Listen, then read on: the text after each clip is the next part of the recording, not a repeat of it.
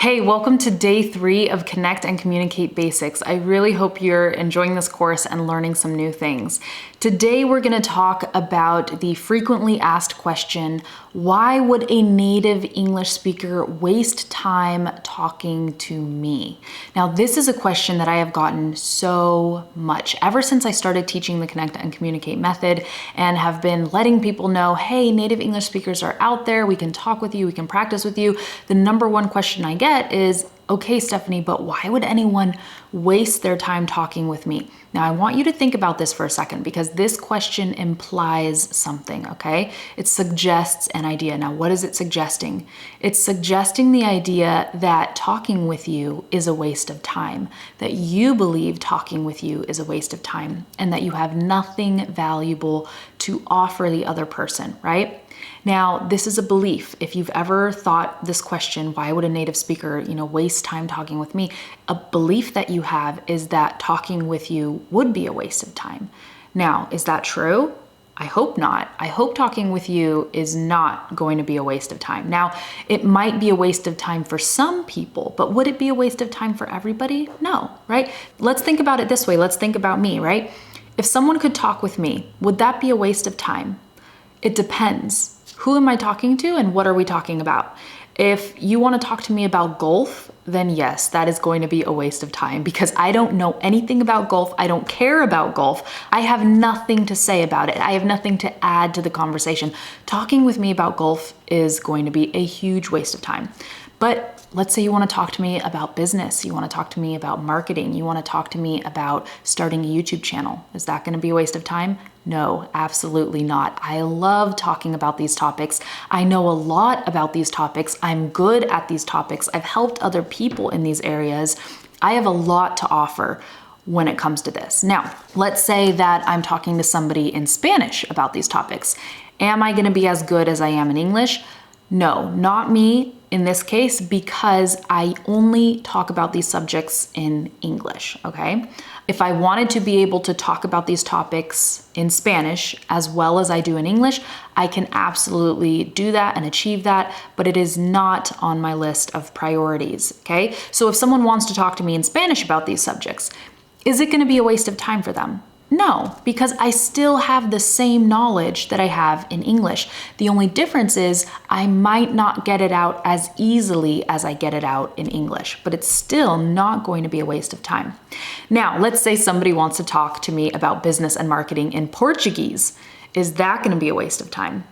Well, I can still communicate basic ideas, so I wouldn't say it's a huge waste of time, but it is going to require a lot of patience from the other person because my Portuguese compared to my Spanish is like that good, at least right now, okay? I'm really struggling with it, but in Portuguese, I am at a lower intermediate level. I can understand very well, but I don't communicate as well, okay? But that doesn't mean that talking to me about something like that would be a huge waste of time. I would just need some time to adjust to the conversation to get into the rhythm of it, I think, right? But depending on what language you're speaking in, and depending on how good you are in that language, and depending on what you know, okay, about other topics, determines whether or not talking with somebody about a specific subject is or is not a waste of time. Hopefully you're able to follow me up until this point, okay? And hopefully you're able to see what I'm saying. The thing is that if you can help somebody with a problem that they have, talking with you will never be a waste of time, okay?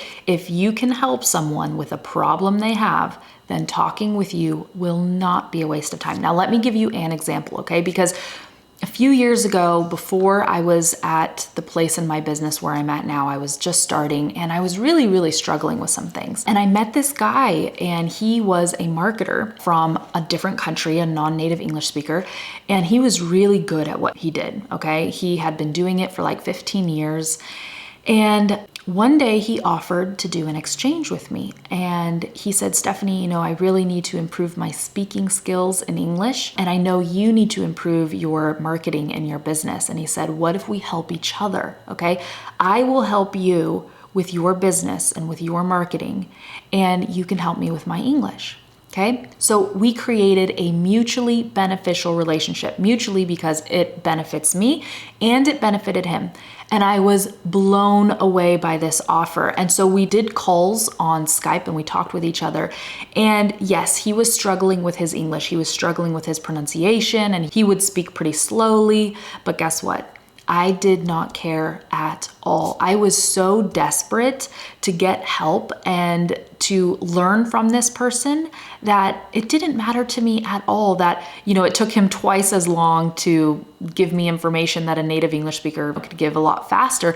I didn't care. We would talk on the phone for 2 hours. I would ask questions and he would answer. So he was practicing his speaking skills and he was getting that practice that he wanted while he was helping me with something that I wanted, okay? So that's just an example for you guys of how easy it can be to create these mutually beneficial relationships. But again, it doesn't matter if you speak slowly and if you struggle with your pronunciation, and even if you make grammar mistakes, none of that matters, because when you have something that somebody else really wants, whether it's something they want to learn or something they need help with or anything like that, people will listen to you, okay? And I've experienced this, my students have experienced this, we've all experienced it multiple times, but you really need to get into this mindset. Instead of thinking that speaking with you is a waste of time, change that thought pattern and start asking yourself, what do I have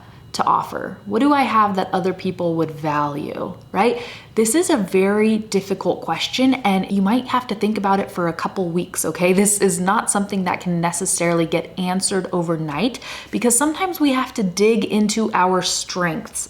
Sometimes you might not realize what you're good at. Sometimes you might be good at something that you think is so trivial, so silly, so easy that you might not realize that other people will value this thing that you're good at. So let me give you a quick example, okay, of something that you might think is very trivial, but other people highly value. Think about this. Where are you from? Okay, what country are you from? Now imagine that a couple, a man and a woman, are traveling together to your country, but they don't know the language, they don't know anything about the food, they don't know anything about the weather, they don't know anything about the culture or the people, they don't know what places are safe and what places are dangerous, they don't know the cultural norms, they don't know what they should wear, right? And they're excited because they're going to your country and they really can't wait to experience it, but they're also scared, they're nervous, right?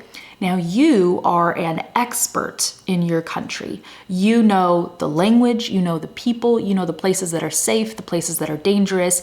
You know what all the best food is and the best restaurants and the best places to go. You know places they should avoid, things that they should try, experiences they should have. When it comes to your country and your city, you are an expert, okay? Or at least that's how any foreigner will see you. If someone comes to your country and they are a foreigner, they're gonna see you as the expert.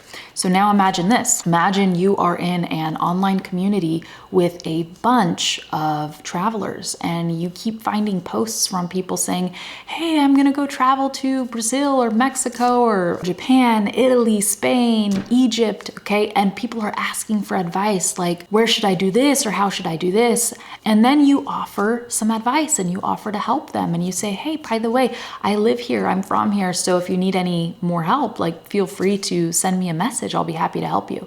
My students use these strategies and they meet so many people. Using that example of travelers, that's just one area, but I'm sure you have a lot of knowledge and expertise in other areas of your life as well, okay? Whether it's related to your job or your family, like for example, mom groups, mom communities online, they're super popular and moms love connecting with moms around the world because they can ask questions about anything related to being a mom, okay? And raising kids and stuff like that. So it really goes very deep. Online, there are communities for everything, and we're gonna talk about this actually a lot more in depth tomorrow. So I'm sort of jumping the gun a little bit. I'm getting ahead of myself, but really it's super exciting because whatever your interests are, you can join communities related to your interests. You can talk with people. And again, as long as you can offer something to the next person, they're not gonna care about your grammar, your pronunciation, or how fast or slow you speak English. None of that matters. And now going back once again to the example I gave about the tourists, a lot of my students have met native English speakers in their city and they've just given them tours, shown them around, hung out with them all day. Because once you know how to meet people that live where you live, it's so easy. And people are very friendly, actually. I know the internet is such a scary place, but if you have the right strategies, it's very easy to meet the friendly people, okay? Not the weirdos. And you can have amazing relationships come out of this. Okay, now a common question that I get is, Stephanie, I'm an introvert, I'm shy. Is this gonna work for me? I don't know if I can do this. But the very people who usually ask these questions are also secretly very excited inside. When they hear that they can connect with native English speakers, it's like they're scared because they know they're shy and they're an introvert, but they're also excited. So if you are a shy introvert, but you feel that excitement, I just wanna say, hold on to that and don't let your fear take over. I have lots of students who are shy, who are introverts, and they thought, oh my gosh, I don't know if this will work for me.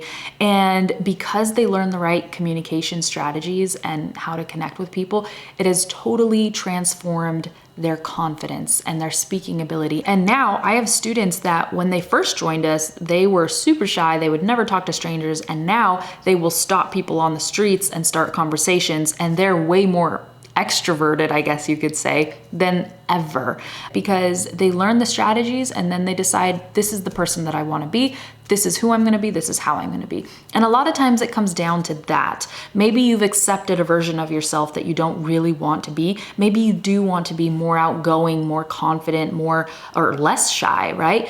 And you actually have the power to decide who you want to be and how you want to be. You can change things about yourself if you don't like them. So if there's something you don't like about yourself that has been holding you back from speaking up, speaking confidently, taking advantage of better opportunities, I encourage you to confront that and to overcome it, because you're going to be so much happier for it and probably more successful as well. Okay, now wrapping up this video, I just want to say that when you are positioned correctly, it's no longer about you and your English. You know, when people say, hey, I'm learning English, will you practice with me? They make it all about them, right? But that does not position you well. That does not make people want to speak with you. And yes, if you do that, people will see it as a waste of time to speak with you. Instead, if you change your positioning and if you make it about how you can help the next person, right, then people will not feel like they're wasting their time. They will want to speak with you. And if you do this very well, you can have people lined up to do calls with you or talk with you, and you'll get what you want, right? You want to practice your English. That is your desire, okay? But you also have to give people what they want in order to get what you want. So this is a totally different way of thinking. And once you start thinking like this, it's gonna make more sense. Once you start putting it into practice, once you start trying it, okay, you're gonna start getting those opportunities. People are going to say, yeah, sure, let's talk, let's get on the phone, let's hop on the phone right now, I'm free, I really wanna know about whatever that thing is that you know about, okay? So that's it. Your homework for this video is just to think about the things that you know, the experiences that you've had, the knowledge that you have, the things that you've studied, the things you're good at, your hobbies, your interests, etc. And think, what do I have to offer other people? What kind of person can I help? Who would appreciate knowing somebody like me? What do I have to offer, right? Everyone has something to offer. It's just a matter of finding those things within yourself and offering them, okay? And if you feel like you don't have anything to offer, really, really think about it. Every relationship, every friendship, every marriage, these are all mutually beneficial relationships. It's I give something to you, you give something to me. I give you something you want, you give me something I want, okay? Mutually beneficial. If we don't approach relationships like this, they don't work. If it's only I'm gonna take from you and you're gonna take from me, those relationships are toxic and they are unhealthy. And these are not the kind of relationships that I promote or endorse, okay? So I really hope that this class was helpful, and I can't wait to continue the lessons with you guys tomorrow in the next video, where we are going to talk about how exactly to meet native English speakers online and where to meet native English speakers online, okay? So I'm excited about that, and I'll see you in the next video.